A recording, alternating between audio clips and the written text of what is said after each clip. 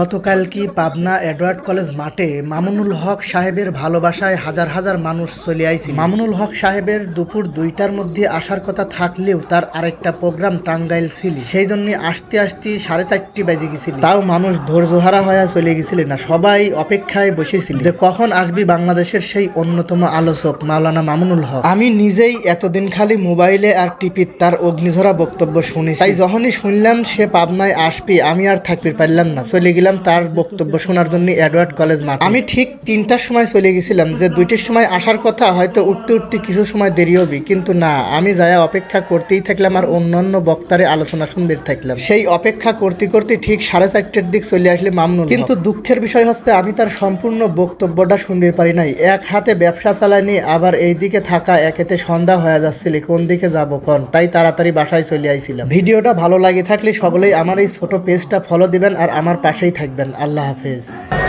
এই বাংলাদেশ কারো কৃপায় অর্জিত হয়নি।